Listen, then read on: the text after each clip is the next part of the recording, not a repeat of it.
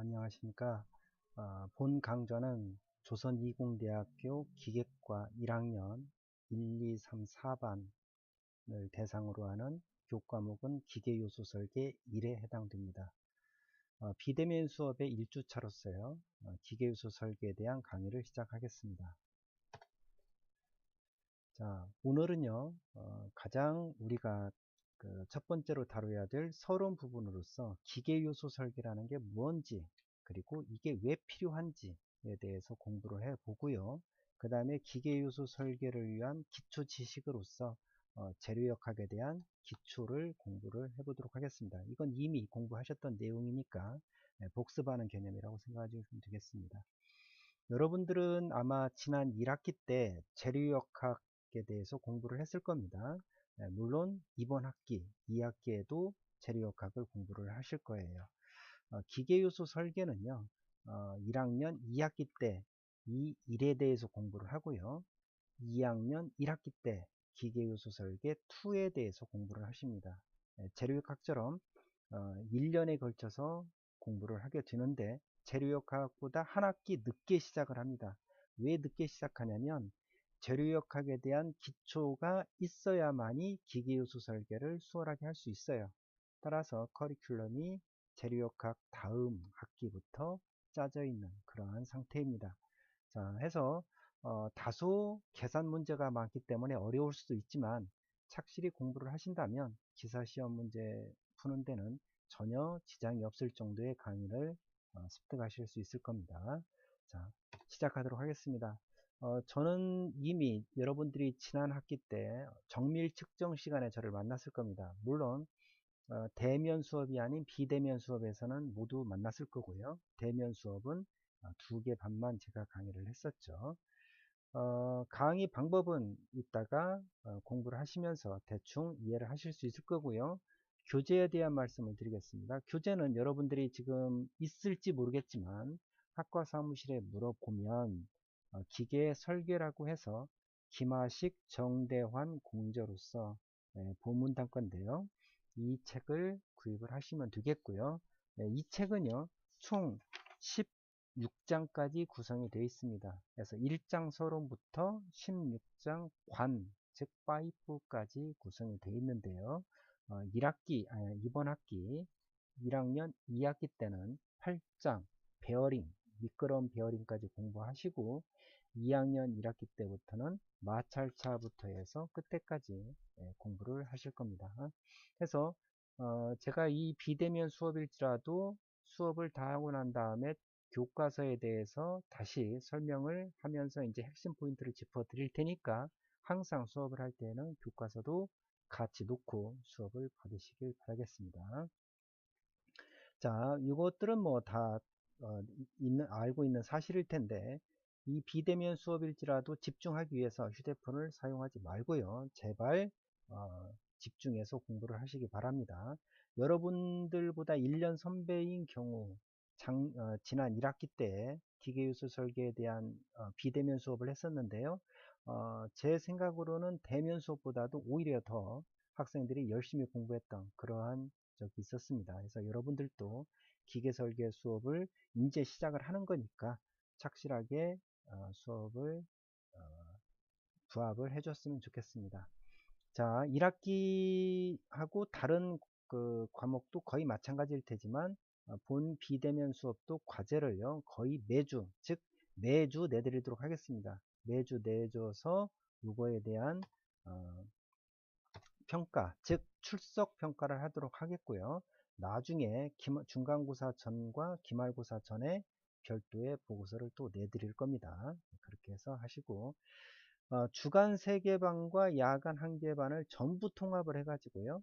순위 1위부터 맨 마지막까지 된 다음에 학칙에 규정된 퍼센테이지대로 학점을 부여하도록 하겠습니다. 그러니까 예를 들어서 1반이 공부를 아주 잘해서 거의 전부 A+를 받을 수도 있는 거고요. 2반, 3반, 뭐 야간은 A 플러스가 없을 수도 있는 거고 반대인 경우도 생길 수가 있겠죠. 그래서 착실하게 공부를 해주시길 다시 한번 당부를 드리고요. 자, 시작해 보도록 하겠습니다. 우선 중요한 내용은 아닙니다만 한번 들어봐 주시죠. 기계 부품 설계를 하는 의미라고 했습니다. 자, 기계 설계 및 제작 요소에서 우리 보통 이 스마트폰이라는 제품을 보면 이 스마트폰을 구성하고 있는 카메라 모듈도 있고요. 여러 가지 시스템도 있을 거고 소프트웨어도 있을 거고 이러한 조립을 위한 나사도 있을 거고요. 예, 방수를 위한 오링이나 실링 부품이 있을 거고요. 여러 가지가 있을 수가 있겠습니다.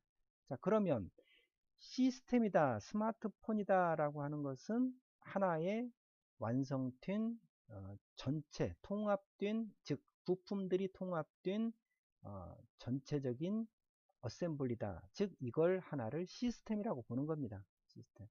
이 시스템을 구성하고 있는 모듈이 있을 거고요.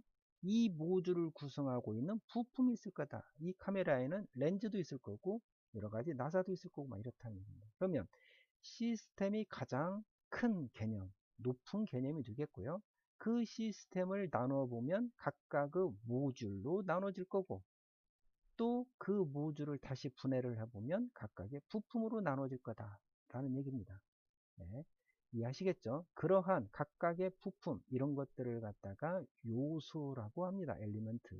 그래서 기계 요소라고 하는 요소는 이 각각의 부품을 말을 하고 있다. 이 부품이 있어야만이 모듈을 만들고 모듈이 있어야 전체의 시스템을 만들 수 있다라는 얘기입니다. 우리 자동차도 마찬가지잖아요. 뭐 백미러가 됐든 아니면 계기판이 됐든 도어가 됐든 이런 것들이 각각의 모듈로 나오죠. 모듈이 나옵니다. 그래서 그 모듈을 갖다가 조립을 하게 되죠. 완성차에서는. 그 모듈을 구성하고 있는 각각의 부품들이 여러 개가 있을 거다라는 얘기입니다. 자, 그런 뜻입니다. 시스템은 하나의 제품 또는 상품으로서 하나 이상의 기능을 독자적으로 수행하는 장치다. 그래서 여러 개의 패키징 또는 부품, 모듈로 구성이 되어 있다. 자, 이거의 하위 개념이 모듈이 있는 거고요. 그거의 하위 개념인 부품이 있다. 예를 들면 나사나 스프링, 핀, 샤프트, 축 등이죠. 이런 것들이 있다라는 얘기입니다.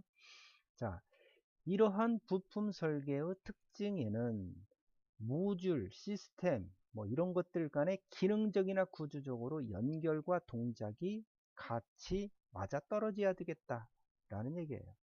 자, 시스템, 자동차를 만드는데 모듈들이 서로 달라서 자동차 조립을 했더니 전혀 다른 자동차가 된다든지 하면 안 되겠잖아요. 그래서 서로 시스템의 기능, 역할을 할 수 있는 모듈이 만들어져야 되고 또 그 모듈의 기능과 역할을 할 수 있는 부품이 들어가야 되겠다.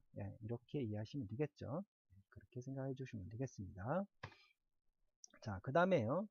규격에 대한 의미를 한번 생각해. 스탠다드. 우리 학생들 중에서도 아주 착실하고 하는 학생은 KS 마크다라고 하잖아요.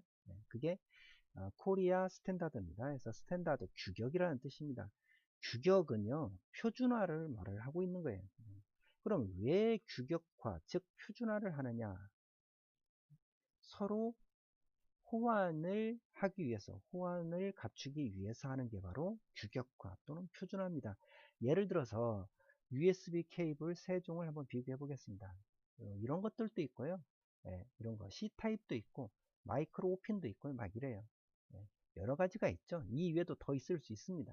이렇게 충전 케이블도 규격화를 해놨다. 이런 것들이 어느 회사가 만든다고 그냥 규격화가 되냐? 그렇지 않습니다. 전 세계적으로 KS를 받든지 아니면 유럽 쪽에 UL을 받든지 여러 가지 표준화 마크를 통과를 해서 승인을 받는 그러한 상태가 되겠습니다. 또한 볼트도요. 볼트 너트도 규격화가 되어 있어요. 내가 아무 볼트나 갖다가 쓸 수가 없어요. 만들어서. 만들어 쓸 수는 있겠죠. 그런데 일반적으로 판매하고 있는 나사, 볼트, 너트 이런 것들은 명확하게 규격화가 되어 있습니다. 여기에 나중에 배웁니다만 이렇게 규격화가 되어 있다라는 얘기입니다. 내가 설계를 했더니 이 나사가 큰 걸 쓰면 그만큼 튼튼할 거 아니에요. 그래서 강도를 설계하기 위해서 나사를 설계하는 것도 마찬가지입니다. 내가 설계를 했더니 예를 들어서 이 지름이 2.2mm면 충분하다 라고 했는데 규격화된 제품에는 그게 없어요. 그러면 이걸 만들어서 2.2짜리를 만들었으면 되겠냐? 오히려 3짜리보다 더 비싸다는 얘기입니다. 이게. 예를 들어서 3짜리보다. 따라서 그냥 3으로 설계를 한다라는 얘기입니다. 그런 식으로. 자, 이렇게 되어 있습니다. 그래서 규격화를 하면 뭐가 좋겠습니까? 대량 생산을 할 수 있죠. 그러면 가격이 싸게 할 수 있겠죠. 그렇습니다. 그래서 가격 경쟁력과 신뢰성을 확보할 수가 있다라는 얘기입니다. 그렇게 해서 규격화를 이루고 있다라는 얘기입니다. 우리가 배우고 있는 기계 요소 설계 제품 각각의 요소들도요, 거의 대부분이 규격화가 다 되어 있습니다. 아주 핵심적인 요소들이기 때문에 규격화가 아주 잘 돼 있다. 우리나라뿐만 아니라 전 세계적으로. 다만 단위는 좀 다르죠. 우리나라는 예를 들면 밀리미터를 쓰는데 유럽은 또는 미국은 인치를 쓴다든지 이렇게 부르는 이름이 좀 다르지만 규격화는 다 돼 있다라고 생각을 하시면 되겠습니다. 규격품을 사용하는 경우 조립이 위주가 된 경우 조립 규격이 맞아야만이 조립이 되는 거니까 타품종 소량 생산의 경우 여러 가지 품종 그래서 예를 들면 나사 같은 경우도 마찬가지입니다.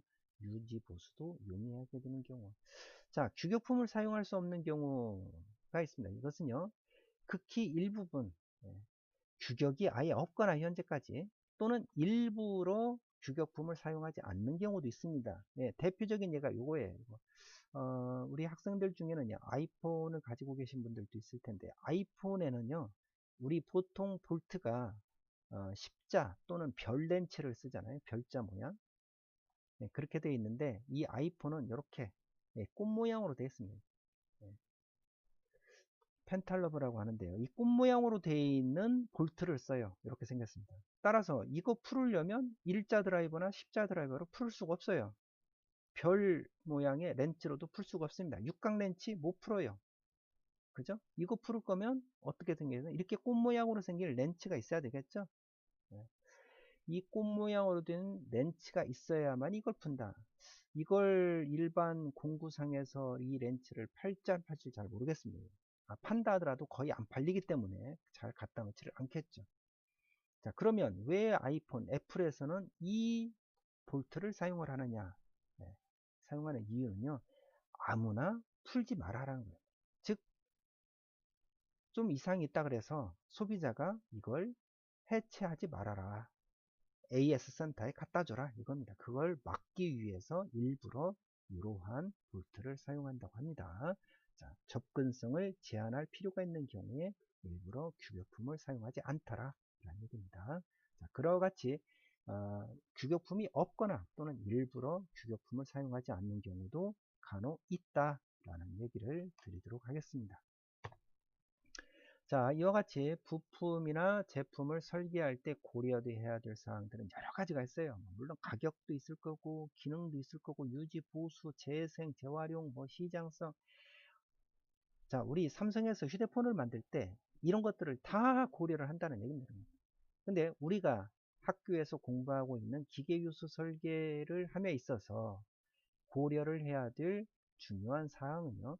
기능성, 강도, 수명이 대표적입니다. 아주 중요한 요소예요. 즉 너무 수명이 짧아요. 의자를 설계를 했는데 거기에 쓰이는 볼트가 맨날 부러져. 그러면 안 되잖아요. 의자를 설계했는데 의자 다리가 맨날 휘어져. 안 되죠. 의자를 설계했는데 불편해요. 안 되죠. 이 세 가지가 우리 설계에서 우리가 학교에서 공부하는 설계에서 가장 중요한 요소가 되겠고요. 그 다음에는 안정성이나 신뢰성 이것들이 이루어진다면 이건 부수적으로 따라올 수도 있습니다. 이 이외에요. 각각 제품에 따라서 고려해야 될 것들이 더 달라질 수도 있겠죠. 이렇게 생각을 하시면 되겠습니다. 자, 우리는 기계 요소 설계, 재료화학도 마찬가지입니다. 이와 같은 대표적인 게 강도입니다. 이 중에서도요. 강도 설계가 대표적이다. 여러분들이 재료화학을 공부할 때 아마 여러 가지로 공부를 했을 겁니다. 그런 것들도 마찬가지로 강도, 즉 주어진 힘에 의해서 발생되는 응력을 이겨내기 위한 제품 단면의 크기, 그게 곧 단면적이 되는 거잖아요. 그 설계가 재료 역학인 거고, 기계유수 설계에는 각각의 요소마다 설계를 어떻게 할 것이냐, 이런 것들을 고려해서 대표적인 게 강도라고 했습니다. 하나씩 살펴보도록 하죠. 이제 자, 강도 문제 볼까요? 자, 우리가 응력이라고 나온 응력, 영어로 뭐라고 합니까? 응력을 스트레스. 엄마가 야단치면 스트레스를 받죠? 그 스트레스하고 똑같습니다. 우리말로 응력이라고 합니다. 그래서 앞으로 엄마가 혼을 내면 스트레스 받네 하면 버르장머리가 없다고 하잖아요. 그래서 이제는 우리는 응력받는다라고 얘기하자. 응력받네. 이렇게 돌려서 얘기하자. 응력은 곧 스트레스다라는 얘기입니다. 자, 이 응력을 왜 받습니까? 힘이 있기 때문에 받습니다. 힘이 주어지니까 응력을 받게 돼요. 여러분들 뭐 열응력도 배웠을 겁니다. 힘을 주지 않아도 열만 가해도 응력이 생겨요. 왜? 부재가 제품이 늘어나려고 하니까 막고 있다면 응력이 생기는 거죠. 그게 열응력이죠. 그렇습니다. 그래서 강도는 다 아시겠지만 재료가 파괴되지 않고 견뎌내는 응력의 최대치를 강도라고 하고요. 우리 재료역학에서는 항복 강도, 인장 강도 또는 극한 강도 이런 것들을 배웠을 겁니다.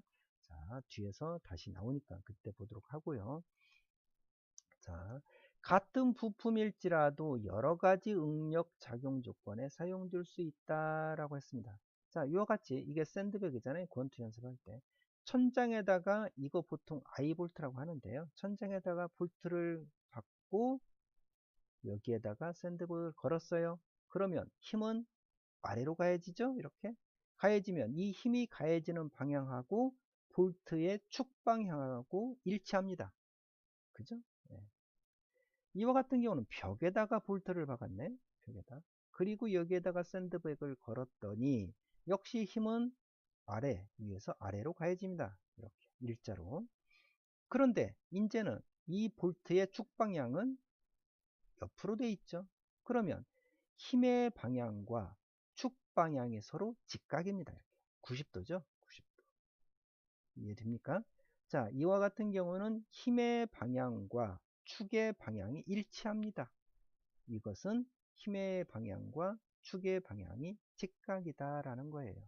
그래서 이럴 때 우리가 뭐라고 그랬습니까? 그래서 인장 잡아당긴다. 그래서 인장이라고 합니다. 그래서 이때 받는 응력을 인장응력, 이때 가해진 하중을 인장하중 이렇게 부르는 거죠. 따라서 이 볼트가 받는 인장응력은 항상 힘을 면적으로 나눈 거니까 이 샌드백의 무게를 이거의 단면적, 볼트의 단면적으로 나누면 응력이 나올 겁니다. 자, 이와 같이 수직으로 발생해요. 힘과 축의 방향이 수직. 이런 것들을 뭐라고 합니까? 전단이라고 하죠. 전단. 하중을 전단하중.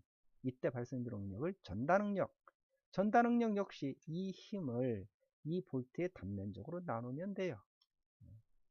여러분들 재료학에서 이와 같이 아마 배우셨을 겁니다. 그래서 똑같은 부재, 즉 기계 요소 볼트가 있는데 이 볼트가 힘이 작용하는 조건에 따라서 인장도 될 수 있고 전단도 될 수 있다라는 겁니다.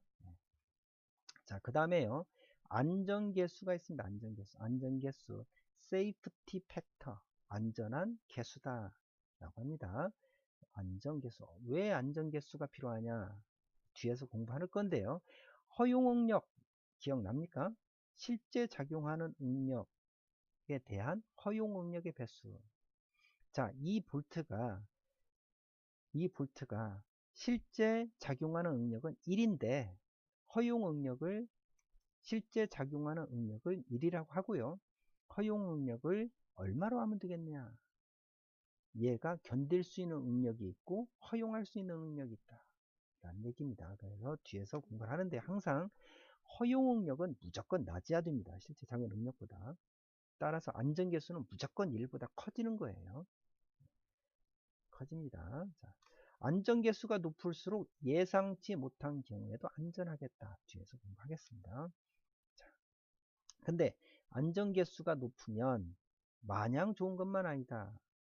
자, 이걸 안전계수를 안전하게 만들기 위해서는 이 볼트의 지름이 엄청나게 커져야 되겠죠. 그래야 안전하게 할 테니까. 그러면 항공기를 그와 같이 만든다면 항공기의 무게가 엄청 높아질 거예요. 그러면 엔진 연료 소모도 많을 거고 그만큼 가격도 많이 나갈 테고 여러모로 불편하겠죠. 네, 그래서 적정한 안전 계수를 적용해야 되겠다라는 얘기입니다. 아마 이것도 재료역학에서 많이 공부했을 겁니다. 자, 넘어가도록 하죠. 그 다음에 가서요, 우리 피로 파괴가 있는데, 피로를 영어로 뭐라고 하냐면, fatigue라고 합니다. fatigue. 그래서 피로 파괴는 fatigue failure라고 하는데요. 이 그림을 한번 볼까요? 이 그림이 엄청나게 큰 이게 철선이에요, 철선. 즉, 나무로 만든 게 아니라 철로 만든 배예요. 그런데 이 배가 물 위에 가만히 떠 있었는데, 어느 날 갑자기 두동강이 나서 가라앉아 버립니다. 네. 이와 같은 피로 파괴.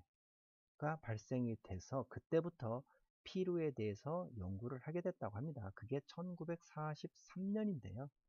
43년인데 이 배가 갑자기 쩍 벌어지면서 두둥강이 나버립니다.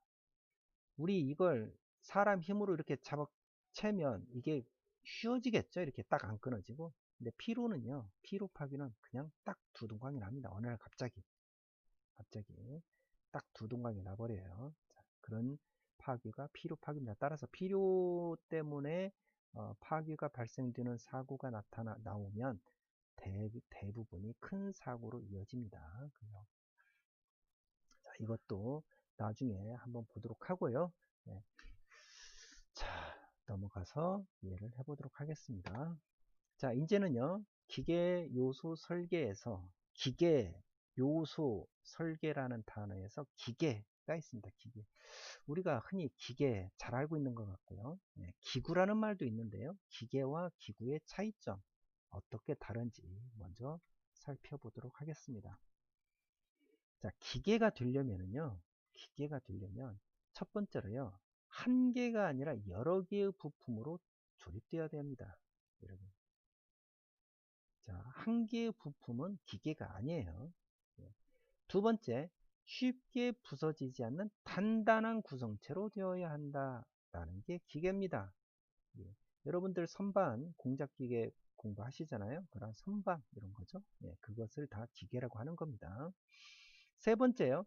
각각의 기계 요소들이 서로 한정된 상대 운동을 해야 된다라는 겁니다. 한정된 상대 운동. 자, 회전을 하면 회전 운동을 한정된 상태에서 하는 거고, 왕복 운동을 하면 여기까지를 항시에 이렇게 왔다 갔다 할 수 있다든지, 그런 식으로 한정된 상대 운동을 해야 됩니다. 또한 에너지를 공급받아 인간에게 유효한 일을 해야 된다 라는 얘기입니다. 에너지를 공급받지 않으면 이건 기계가 아니다라는 거예요. 이해하시겠습니까? 그렇게 이렇게 기계가 구분이 됩니다. 따라서 기계란 뭐 저항력이 있는 물체가 조립되어 각 부분이 움직이는 장치다. 뭐 이렇게 할 수 있는 거고요. 외부에서 에너지를 공급받던가 아니면 내부에서 에너지를 만들어서 공급을 하든지 뭐 이렇게 돼야 되겠습니다. 이에 반해서 기구란 뭐냐?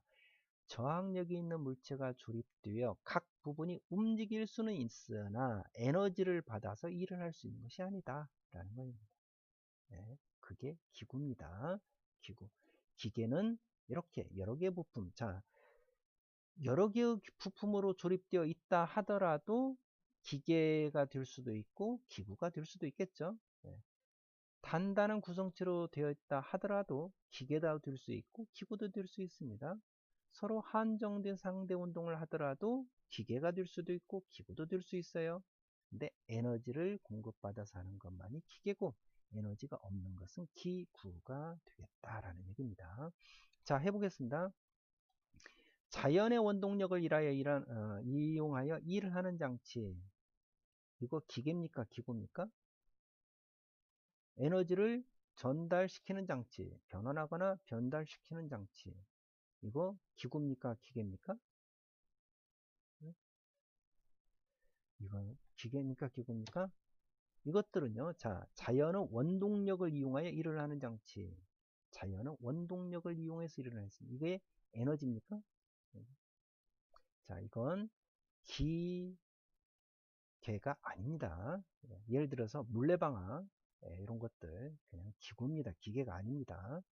에너지를 변환, 전달, 이거는 기구입니다. 기계가 아닙니다. 이를 이렇게 상대 운동을 하거나 이러지를 못하죠.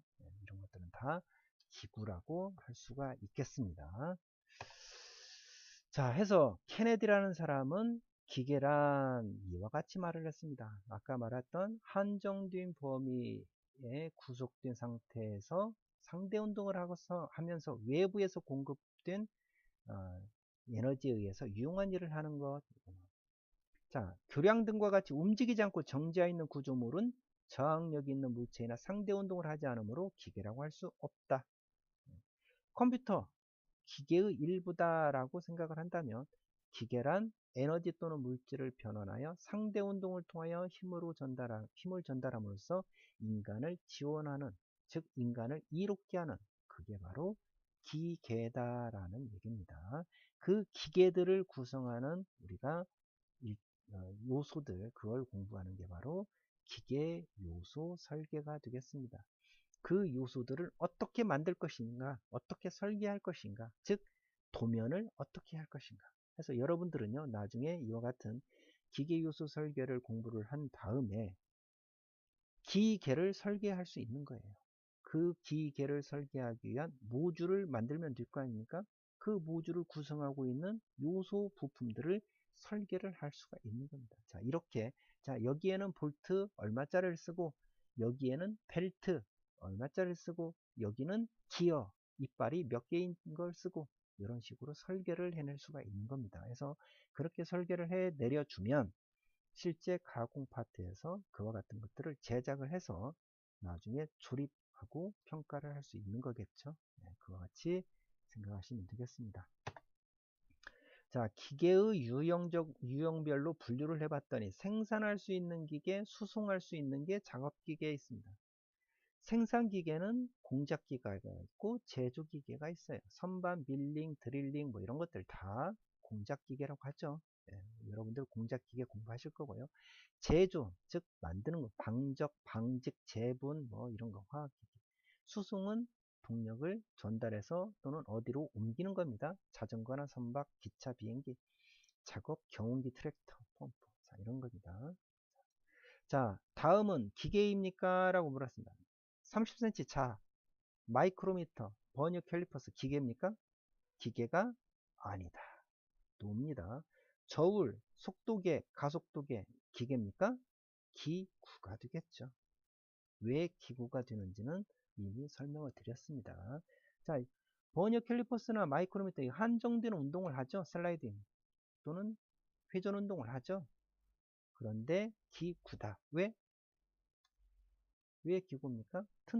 튼튼한데도 아까 우리 자 에너지를 필요가 없죠. 이런 것들은 에너지를 공급받지 않습니다. 넘어가겠습니다. 자, 우리 교과서에요. 1장부터 제 16장까지 있는데 기계 요소가 이렇게 구분이 되어 있습니다. 결합용 기계 요소, 전동용 기계 요소, 충용 기계 요소, 운동 조정용 기계 요소, 그리고 관용 기계 요소. 이게 맨 마지막 장인데요. 결합용 기계 요소가 우리 2장에 나오고요. 이렇게 가서 맨 끝에까지 갑니다. 그러면 우리가 공부하는 내용 결합용, 말 그대로 결합을 위한 기계 요소로서 부품을 결합 목적이죠. 대표적인 게 나사, 볼트, 너트, 리벳, 핀, 키, 코터 뭐 이런 거 있습니다. 그리고 이런 것들은 기계적 결합이고 화학적 결합이 우리 잘 알고 있는 용접이에요. 네, 용접입니다. 이런 것들도 화학적 결합을 할 수 있는 기계 요소라고 할 수도 있어요. 그런데 이런 것들은 엄밀하게 봐서 기계 요소라고 말을 잘 안 하고 있습니다. 두 번째, 전달한다. 뭐를? 동력을 전달하는 기계 요소에는 마찰차, 기어, 벨트, 체인, 스프라켓, 로프 뭐 이런 것들이 있습니다. 뒤에서 배울 거예요. 축용 기계 요소, 축입니다. 축. 네, 샤프트죠. 네, 축이 있고 커플링이 있고요. 뭐 베어링이 있고 뭐 이렇습니다. 그래서 여기까지 아마 공부를 할 겁니다. 1학기 때. 1학기 때는 여기까지 공부하시고요. 이번 학기에 내년 1학기 여러분들 2학년 1학기 때 여기 운동용 뭐 이거부터 공부를 할 겁니다. 물론 여기에 있는 것들 중에서도 2학기 때 하는 게 있습니다. 기어나 여기 있는 기어, 벨트, 체인 이런 것들은 다 2학기 때 합니다. 이거와 이거 이 두 개를 1학기 때 하고요. 2학기 때는 이 세 개를 공부를 한다. 네, 내년 1학기 때 이렇게 공부를 하시면 되겠습니다. 그래서 시험에서도요. 다음 중 결합용 기계 요소가 아닌 것은 어떤 거냐 해서 이런 것들에다가 다른 걸 섞어놔요. 지금으로 봐서는 되게 어려울 것 같잖아요. 네. 그런데 나중에 여러분들이 2학년 1학기가 마칠 때 맨 마지막 시간에 제가 다시 이 표를 보여드립니다. 그때 가서 보면 이거 외울 필요도 없어요. 이미 이걸 공부를 쭉 하고 나면 다 이해가 돼 버립니다. 그래서 그런 것들은 굳이 외울 필요가 없고요. 아까 말씀드린 것처럼 다음 중 운동 조정용 또는 전동용 기계 요소가 아닌 것은 이런 문제들은요. 이번 학기에 시험 문제를 안 냅니다. 네, 다음 학기 때 시험 문제를 냅니다. 전체를 공부를 한 다음에는 자동적으로 알아지기 때문에 그렇게 공부를 할 수 있도록 하겠습니다. 자, 이걸 그림으로 표시하면 기계 요소에는 결합용 이런 것들이 있고 전동용 이런 것들이 있고 제동 완충용 이런 것들이 있고 브레이크나 스프링이 됩니다. 그 다음에 관 파이프죠. 네. 엘보나 T 이런 것들이죠. 자, 축 관련된 샤프트, 베어링이 있을 거고 커플링이 있을 거고 축이 있는 것들 뭐 이런 것들이 있습니다. 전동용은 기어, 벨트, 체인, 스프라켓 뭐 이런 것들이요. 네, 이건 마찰차고요. 그런 것들이 있다. 이거 역시 하나하나 다 배우실 겁니다. 자, 우리 교과서에 목차를 제가 써놨습니다. 이렇게. 자, 1장 서론부터 시작해서요. 16장 관밸브까지 있다 그랬습니다. 여러분들 교과서 보시면 그와 같이 돼 있고요. 1장부터 8장까지를 1학기 때 공부를 하고요. 1학기가 아니라 이번 학기에 기계요소 설계 1에서 공부를 하시고 마찰차부터는 기계요소 설계 2라고 해서 내년 1학기 때 2학년 1학기 때 공부를 할 겁니다. 네, 여러 가지 공부를 하고요. 오늘은 지금 서론을 공부하고 있는 겁니다. 서론을 공부하고 있습니다. 다음 시간부터는 나사를 공부를 하는데요. 이 중에서요. 나사가 가장 어려워요. 이 중에 전체 중에서도 아마 가장 어렵습니다. 왜 어렵냐? 처음 공부하기 때문에 그래요, 여러분들이. 그리고 나사 되게 심플한 것 같지만 나사에는 오묘하고 신비한 기술들이 숨어 있습니다. 네, 그런 것들을 여러분들한테 피력을 해드릴 테니까 한번 흥미를 가지고 볼 수 있도록 하시지요. 자, 이렇게 기계요소 설계를 위해서 재료역학의 기초에 대해서 공부하겠습니다. 이것은 여러분들이 이미 1학기 재료역학 시간에 공부를 했던 내용인데요. 다시 한번 리마인드 차원에서 말씀을 드리도록 하겠습니다. 이 기본적인 기초가 바탕이 되어야만이 기계요소 설계에 발을 들여놓을 수가 있습니다. 그래서 서론에 이걸 담고 있는 거예요. 네, 살펴보겠습니다.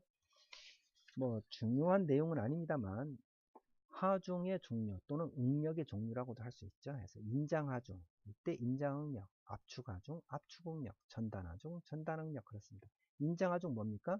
우리가 잡아당기는 거죠. 네. 인장하중, 우리가 줄다리기 하는 겁니다. 줄다리기. 압축하중, 압축하중 뭡니까? 네, 누르는 겁니다. 네, 압축을 시키는 거예요. 압축. 우리가 삽자루 위에 올라가 있으면 삽날이 압축 하중을 받겠죠. 내 몸무게에 의해서. 네, 그게 압축 하중입니다. 전단 하중. 아까 우리 샌드백을 벽에다가 걸었어요. 우리 못을 벽에다가 걸고 시계를 걸면 자, 하중의 방향과 못의 축 방향이 서로 직각이죠. 네, 이런 것들이 전단 하중. 대표적인 게 뭡니까? 네, 손톱깎이. 네, 아마 공부를 했을 겁니다. 손톱깎이가 대표적인 전단 하중을 이용한 것 또는 가위 이런 것이 있죠. 이때 발생되는 응력을 전단 응력이라고 하고 압축 응력, 인장 응력 이렇게 불렀습니다. 자, 두 번째요. 시간에 따라서 하중이 변하는 것을 동하중, 시간에 따라서 하중이 변하지 않는 것을 정하중이라고 합니다. 예를 들어서 여러분들이 가만히 서 있어요. 그러면 내 몸무게가 누르고 있겠죠? 바닥을. 그 몸무게가 시간에 따라서 변화가 없겠죠. 예, 그런 것을 정하중이라고 합니다. 근데 이번에는 가만히 서 있지 않고 줄넘기를 해요. 그러면 뛰었다 하중이 없었다가 또 생기고 없었다가 생기고 없었다가 생기고 그러겠죠. 네, 이해됩니까? 네. 또는 내가 서 있는데 이번에는 한쪽 발로 서 있다가 두 쪽 발로 서 있다가 이렇게 해요. 그러면 단면적이 다르니까 능력도 달라지겠죠. 네, 이런 것들. 그래서 이와 같이 변하는 하중을 동하중이라고 합니다. 네. 그래서 변동하중, 하중이 변한다, 이동한다. 걸어가면 이동하잖아요, 하중이. 네.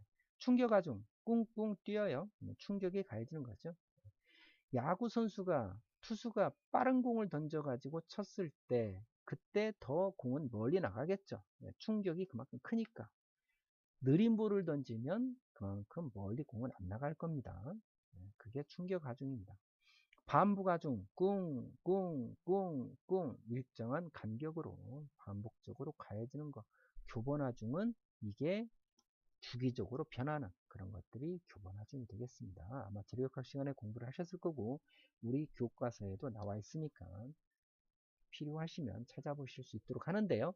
굳이 몰라도 관계는 없습니다. 자, 분포 상태에 따라서 집중하중과 분포하중, 집중하중 한 지점에 하중이 집중되어 있는 게 집중하중입니다. 이해하시겠죠? 네.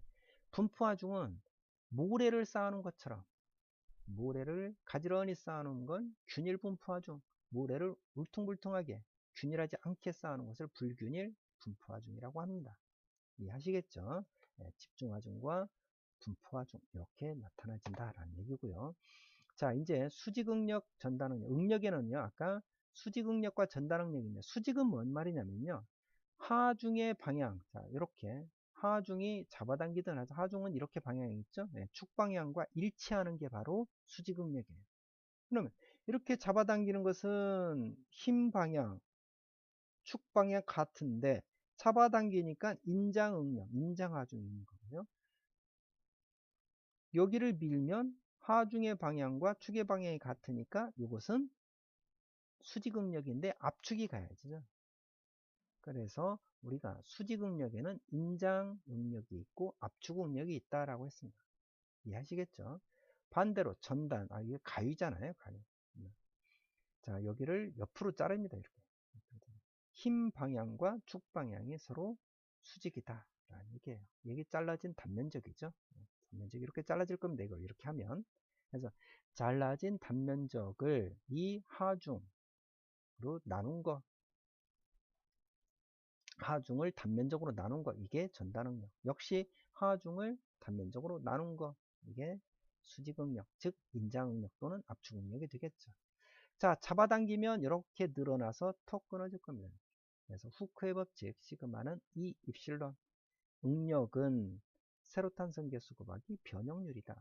또는 세로 변형률이라고 말을 하죠. 네, 이렇게 합니다. 이게 후크의 법칙이었습니다. 네, 이 후크의 법칙을 지나고 나면 이제 소성 변형이라서 결국은 모가지처럼 가늘게 드러나서 여기가 끊어지겠죠. 네, 이런 것들을 응력 집중이라고 또 하는 거고요. 자, 전단 응력은요. 시그마는 2 입실론이고 전단 응력 타우어는 G 입실론 S.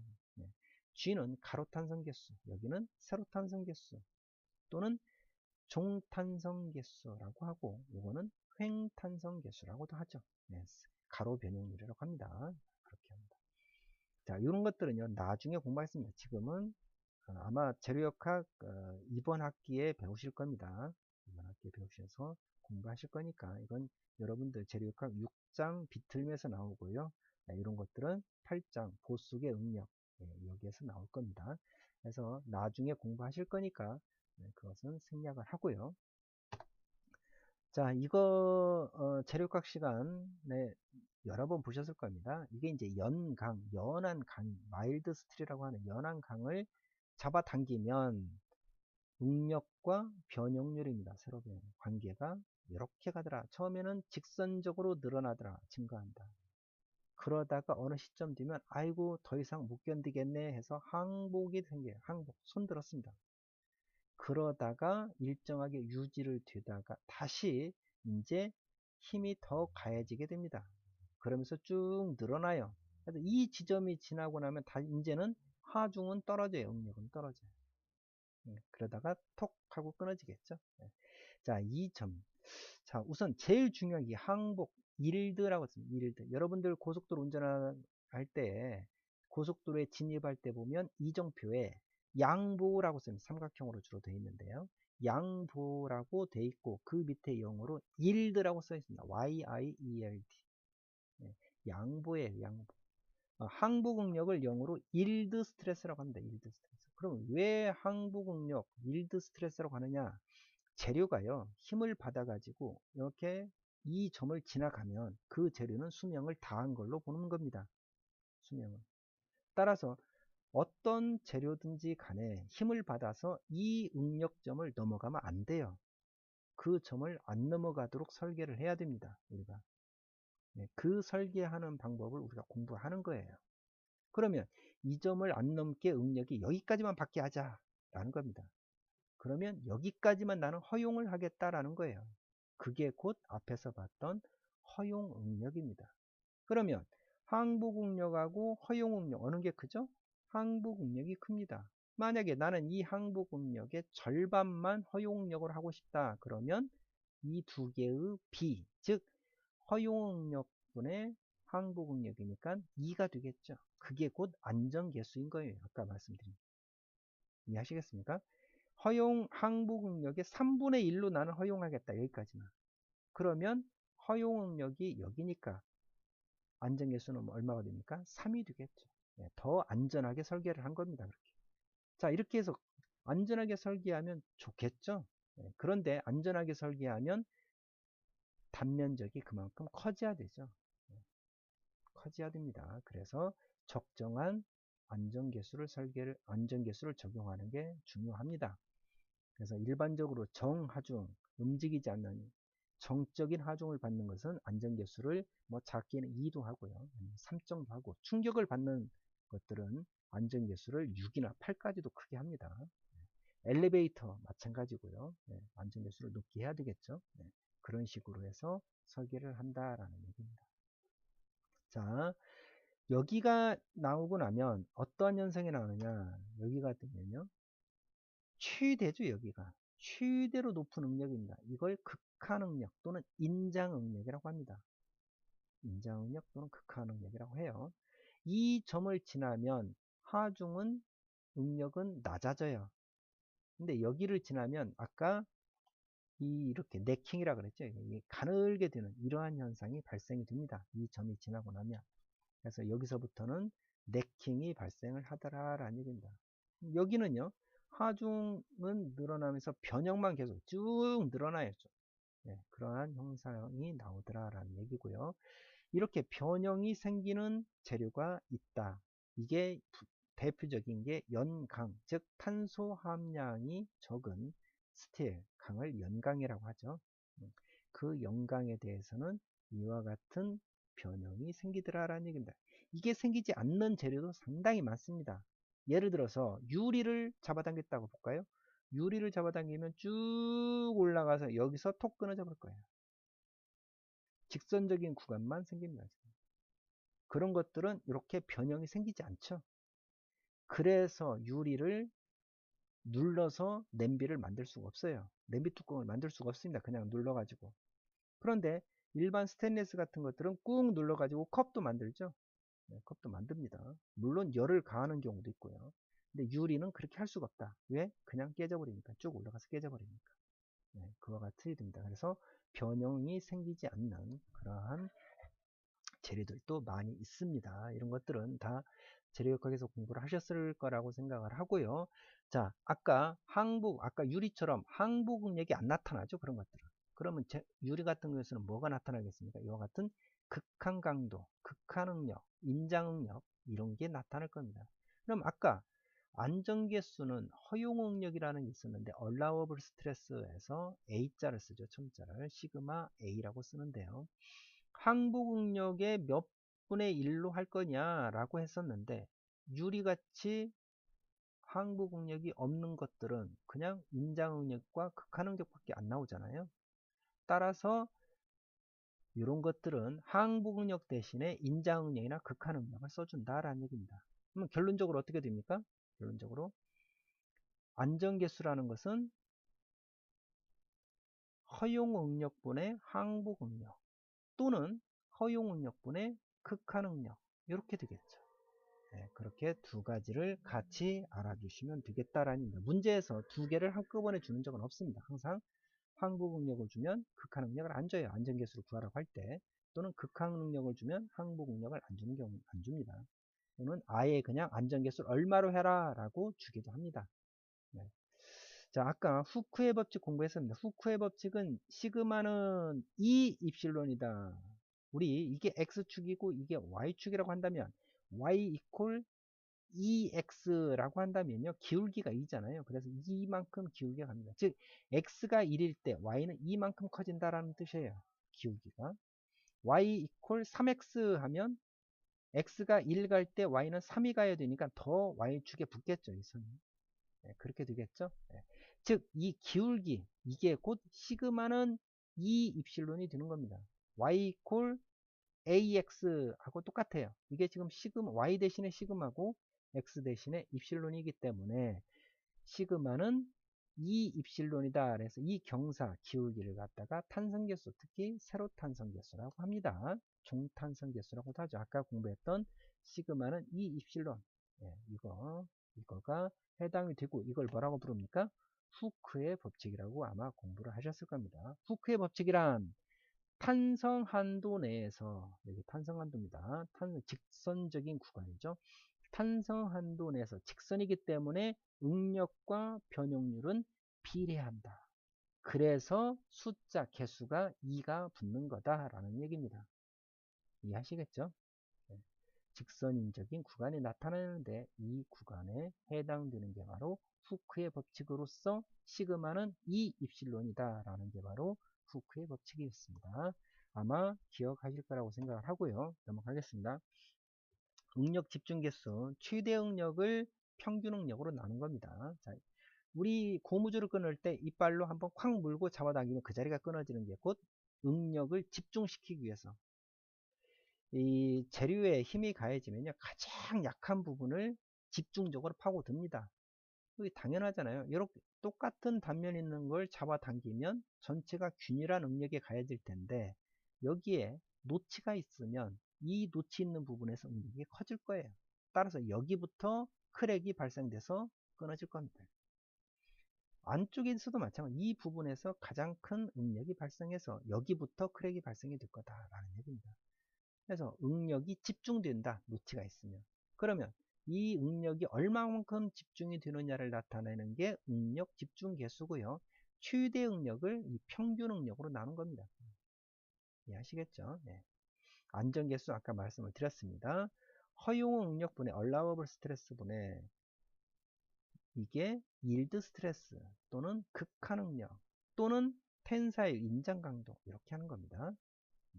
사용응력, 실제 사용되는 응력을 워킹 스트레스라고 해서 시그마 W라고 쓰고요. 허용응력, 허용할 수 있는 응력, 안전하게 사용하기 위해서 허용할 수 있는 응력. 그래서 allowable 해서 시그마 A로 씁니다. 그래서 이제 앞으로는 기호들을 많이 쓸 거니까 허용응력은 시그마 A다. 이게 allowable, 허용할 수 있는 그런 뜻이고 사용응력, 그냥 시그마라고도 많이 쓰고요. 또는 시그마 W라고 씁니다. 자, 인장 강도 텐사일 스트레스에서 시그마 T, 얼티메이트 스트레스 극한 강도 시그마 U, 얼티메이트 스파이더맨 있지 않습니까? 그래서 얼티메이트 응력, allowable 스트레스, 네. 노미널 스트레스 공칭 응력, 평균 응력, 시그마 맥시멈 최대 응력 이런 식으로 다 기호로 씁니다. 왜 기호로 씁니까?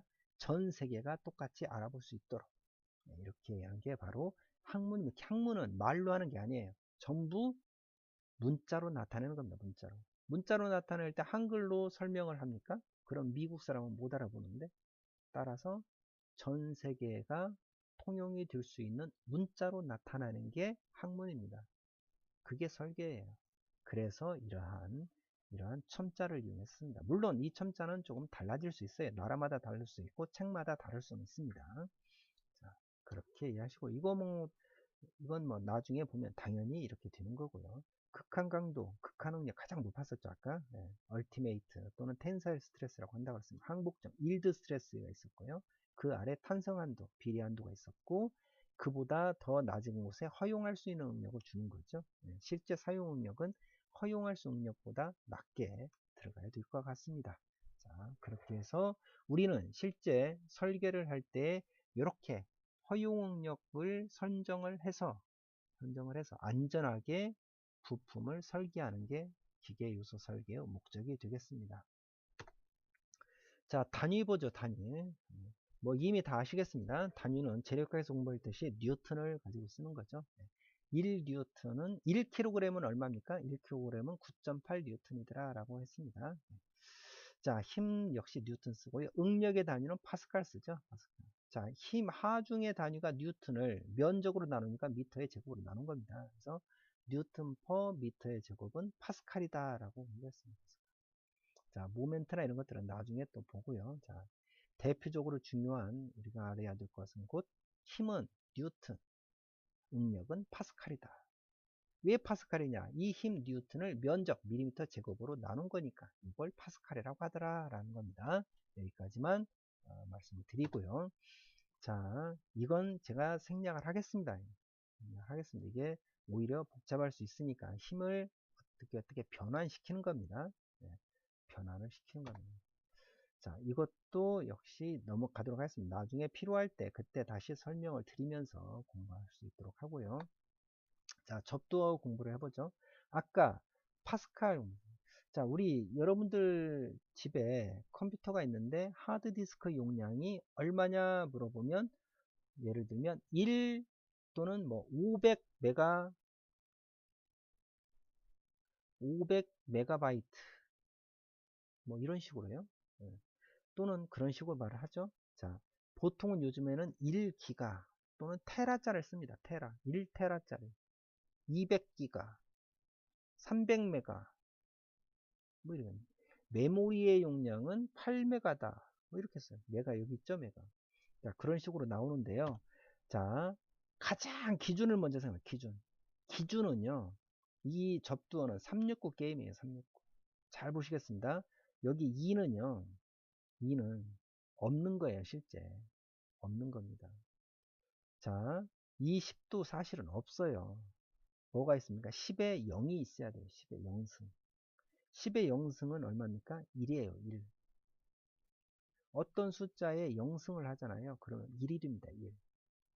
그리고 0, 3, 6, 9, 12, 15, 18, 21, 24, 27 이렇게 가는 거예요. 369. 그러면 계속 커지죠. 숫자가.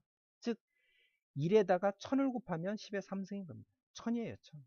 즉 1m를 1000배를 한 게 1000m. 그게 1km인 거예요. 그 1km를 다시 1000배하면 메가가 되는 겁니다. 메가. 이해하시겠습니까? 네, 우리 잘 쓰고 있는 표현으로 자 1이 있고요. 네. 킬로바이트, 메가바이트, 기가바이트, 테라바이트. 그래서 요즘은 테라바이트까지 많이들 쓰고 있습니다. 컴퓨터에서. 앞으로요. 여러분들이 아마 졸업하실 정도가 되면 페타바이트라는 말을 쓸 거예요. 페타. 페타는요. 테라의 1000배입니다. 1000배예요. 1000배. 따라서 킬로를 1미터로 하면은 1미터 1km. 1km는 1000m인 거죠. 그런 식으로 되는 겁니다. 반대로 마이너스가 들어갑니다. 마이너스 0승 하면 역시 1입니다. 1. 마이너스 3, 마이너스 6, 마이너스 9 이렇게 가요. 이건 작아집니다. 소수점이니까. 따라서 1미터를 1000등분을 하면 밀리미터가 되는 겁니다. 이해하시겠죠? 그 1mm를 1000등분을 하면 1마이크로미터가 돼요. 그 1마이크로미터 하나를 1000등분하면 나노미터가 됩니다. 그 1나노미터를 다시 1000등분하면 하나를 피코미터라고 하는 겁니다. 그걸 다시 1000등분, 펨토, 아토, 잽토, 욕토. 요즘에 펨토까지 많이들 쓰고 있어요. 나노는 잘 아시죠? 나노. 아주 정밀한 걸 나노라고 하는 거예요. 나노죠. 10의 마이너스 9승입니다. 마이너스 0, 마이너스 3, 마이너스 6, 마이너스 9 이렇게 가는 겁니다. 나노, 피코, fem토 해서 나노, 피코도 요즘에 많이 쓰고 있고요. fem토가 더 이제 나올 거다라는 얘기입니다. 이렇게 넘어갑니다. 이렇게 해서 우리 응력으로 한다면 아까 파스칼 그랬죠. 10의 0승인 파스칼, 3승인 킬로파스칼, 6승인 메가파스칼, 9승 기가파스칼, 테라파스칼 이렇게 나갈 거라는 얘기입니다. 그렇게 이해를 해주시면 되겠습니다. 자, 접두어 이렇게 상식적으로 알고 있는 369 게임이다 라는 얘기입니다. 자, 그리스 문자에서 우리 알파, 베타, 감마, 델타, 입실론 또는 엡실론 이렇게 하는 거고요. 뭐 이런 거 뭐 이타, 디타, 람다, 뮤, 뉴 이런 거 크사이라고도 하고요. 파이 잘 아실 거고, 로라고 합니다. 로, 밀도 주로 할 때 로. 이건 시그마, 이건 타우 응력, 수직 응력은 시그마라고 표시하고요. 전달 응력을 타우라고 하죠, 보통. 이거 엡실론, 파이 뭐 이런 식으로 합니다. 오메가. 그래서 이 하이라이트 되어 있는 부분들은 우리가 설계나 재료역학에서 많이 쓰는 거죠. 알파, 베타, 감마, 델타, 입실론, 람다, 뮤 하고 이건 뉴입니다. 뉴. 이렇게 뉴. 그 다음에 로우라고 하고 시그마 타우 또는 타우어 이렇게 합니다. 이런 것들은 그때그때 그리스 문자니까 알아두시면 좋겠다라는 얘기입니다. 실제 그리스 문자가 일반 생활에서도 많이 쓰고 있으니까 여러분들은 꼭 이걸 그때그때 이해를 해 두시고요. 재료역학 공부했었으니까 거의 대부분은 다 나왔을 겁니다. 알파, 베타, 감마, 델타, 늘어난 길이 할 때 델타 그랬죠. 입실로 뭡니까? 세로탄성 개수였었죠. 람다는 뭡니까? 우리 전단탄성 개수 할 때 나왔던 거고, 뮤, 마찰 개수나 뭐 이런 것들 뮤라고 하죠. 뉴, 이건 뭡니까? 포화성의 비 공부할 때 나왔을 것 같고요. 이거 로 밀도, 그 다음에 시그마 전단 압력 이렇게 공부를 아마 했을 겁니다. 자, 이렇게 해서 종합적인 정리를 해보면 응력에는 수직 응력, 전단 응력이 있더라라고 했고, 응력은 항상 힘을 면적으로 나눈 거다. 응력 변형 유선두에서 후크의 법칙 시그마는 2 입실론 세로탄성 개수 이 기울기가. 그래서 이것은 소성 변형이다. 여기를 지나면 네킹이 발생해서 끊어진다. 소성. 항복응력, 극한응력 또는 인장응력 이 점이요. 이렇게 되겠죠. 그래서 여기가 허용응력이 주어져서 여기에 안정계수라는 말이 나오더라라는 게 있습니다. 이렇게 공부를 해주시면 되겠고, 압력은 응력의 단위가 같게 되니까 힘을 면적으로 나눈 파스칼이 되는 거다 라고 공부를 했습니다. 자, 이렇게 해서 종합적인 정리를 마치고요. 1주차 보고서를 드리도록 하겠습니다. 보고서 작성하는 방법은요, A4용 우리 그 측정했던 거하고 동의를 합니다. 비슷비슷한데 제가 당부도 좀 드릴게요. 자, 한 장의 모든 것을 다 해 주시고요. 맨 위에다가 자, 주차 보고서, 예를 들어서 이번 거면 1주차 보고서하고 학과, 반, 학번 이름을 씁니다. 그리고 반드시 컴퓨터가 아닌 그냥 손으로 써주시길 바라겠고요. 제출 방법은 사진 찍어서 메일로 보내달라. 이 메일을 사용해 주시면 되겠습니다. 이 메일로 보내주시면 됩니다. 단, 보낼 때 파일 이름을요, 그냥 보내면 파일 이름이 전혀 누구 건지를 몰라요. 따라서 파일 이름을 반드시 바꿔주라. 어떻게? 예를 들어서 1주차면 1주차 대시, 내가 일반이면 일반 대시, 내 학번 대시 이름 이렇게 해줍니다. 그러면 이것은 몇 주차 거 보고서구나, 그리고 몇 반에 누구구나, 파일 이름만 보더라도 알 수 있게 이렇게 꼭 바꿔주시길 바라겠습니다. 지난 정밀 측정 때 보면 이렇게 규칙을 지키지 않은 분들이 상당히 많았어요. 근데 이번부터는요, 여러분들도 이제 많이들 연습했으니까 반드시 이렇게 해주시기 바라겠고요. 언제까지 내주냐면요, 2020년 10월 18일, 이게 19일부터 우리 학사 일정에 보면 19일부터 중간고사가 잡혀 있습니다. 따라서 중간고사 시작 전 18일까지, 10월 18일 이전까지 내달라라는 얘기입니다. 만약에 그때까지 제출을 안 하면 결석 처리를 하겠다.